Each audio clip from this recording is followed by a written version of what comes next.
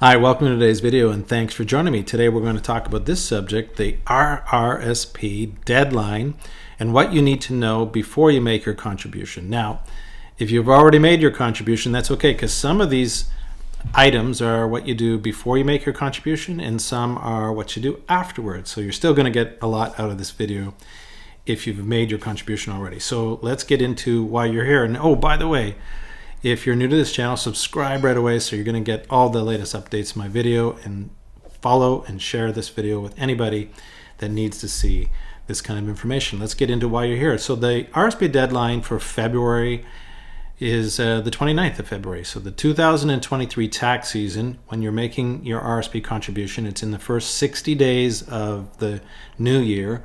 Those contributions go towards your 2023 tax year. So that means 60 days, because this year is a leap year.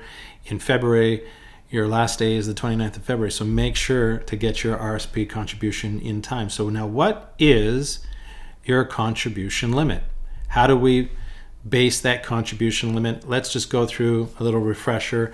It's 18% of your earned income is the number that CRA goes by to calculate how much you can put into an RRSP. So there is a cap.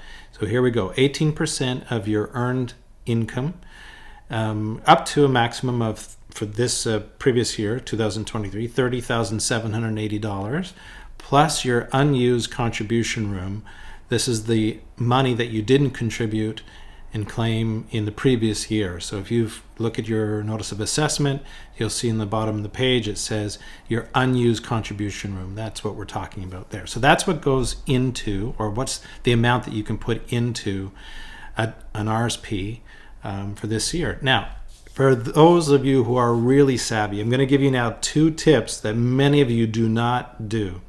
The first one is around making your contribution for 2024. Did you know that you can go ahead and just make 2024 contribution the whole maximum? If you know, for instance, I'll just go with a maximum of 18%. If you know your income is going to be, enough to support a $31,500 RRSP contribution, then if you're secure and you know your job, you're not going to get fired or laid off, and your income is secure for the whole year of 2024, you can go ahead and make your contribution right now. You just can't claim it. Not right now. Wait till after the 29th of February.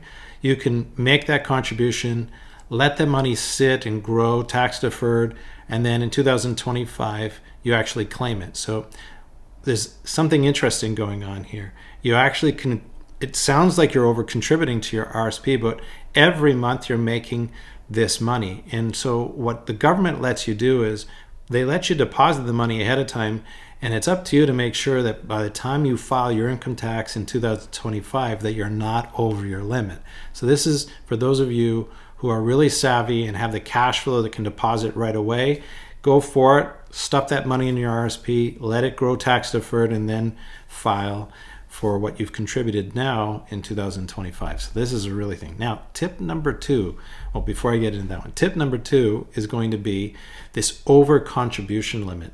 So I said in a recent video about being able to, we'll say, accidentally contribute at more than $2,000 above your contribution limit. And I had some comments, people saying, no, this is a lifetime, and it's not. It's every year the government lets you over contribute by $2,000, but not more. If you over contribute more than $2,000, then they start to penalize you 1% a month. So it's designed really for accidentally, people will by accident say, oh, I forgot what I put in, and they make another contribution. They go, oh, I'm over my limit. But as long as it's not more than $2,000, they let you get away with it. So what people do is they accidentally over contribute every year to squeeze in another $2,000 each year. So it's just something that you can do accidentally. If for those of you who have the cash flow and have this money to be able to put in this amount of money into RRSPs, go for it. You're not getting in any trouble by doing so. Okay. Now, I've had people say, I've heard them in conversations saying, I don't want to make an RRSP contribution because the moment I put the money in, the market is declining And in those years where we had some severe, the last few years we had some severe downturns, and people say, why put money in an RSP? It's just going to drop the moment I put the money in. And so where are they getting that information? Let's look at this chart. Here's a 10-year return of the Toronto stock market, the TSX, the S&P TSX. And if we start at 2015, kind of choppy, then 2016 went down, market ran up, kind of went sideways in 2018, dropped again. 2019 dropped again. 2020 COVID hit, dropped again. Runs up to 2022. We're like, thank you, got our money back. And then it drops again and kind of goes sideways. Like we call that like a buzz saw, like the teeth on a saw. You see it going up and down like that. That's where people get this idea of saying, I don't want to put my money in a market. It's too choppy. It's too volatile for me. So there's plenty of places, two that I can think of. GICs, lock it in for a year. You're going to get your over 4% rate of return. And in a money market account, high interest bearing account at the banks, money market accounts, you're going to get over 4% right now. But bear in mind, in that type of account, as they lower rates, now they say they're going to be lowering rates. You saw in this video up here the 2024 market outlook. Almost every financial institution has the overnight lending rate. This is the Bank of Canada lowering rates by at least 1% down by the end of the year. So that means in a money market account, your money is going to earn less of a rate of return. But there's two spots where you can put money into your RSP, make your claim that contribution, and at least squeak out 4% without really having any much risk at all. Okay, so there's two places. Now, in one of the videos, I talked about borrowing money to invest. And I think it's one of the most effective ways for you to grow your RSP balance without having the kind of money you have on hand, the cash that you would like. So if you wanted to deposit $20,000, you only had 10, for instance, then you could borrow your way there. And it's a very effective way. And so the way that I showed in this other video was, what about just borrowing the amount you're going to get back from filing your income tax as a result of making the RSP contribution? Why don't you just borrow that money that you would get back? And so you're not having to worry about out-of-pocket expenses. You're going to just get that money to pay the loan off. So let's work through that formula again just to show you how this works. You take your cash on hand that you had intended to deposit to an RSP times your marginal tax rate. You got to know what your marginal tax rate is, all divided by 1 minus your marginal tax rate. So let's look at an example. The math's not hard, okay? Let's say you had $7,000 to invest, and you multiply that times 40% because that's your marginal tax rate, all divided by 1 minus your 40%. That comes out to 0.6 or 60%. So what that looks like is this. You would get back $4,667 as a result of depositing $11,667. So back to this slide. You're taking your $7,000 that you have on hand, and you're going to take a loan from the bank for $4,667, because when you file your income tax and you add the $4,667 loan from the bank plus your $7,000, that's where you get the $11,667. When you deposit that to your RSP, you're going to get back $4,667 in your tax return that you just go simply pay off the loan. So you're going to have a loan for what? Less than 90 days.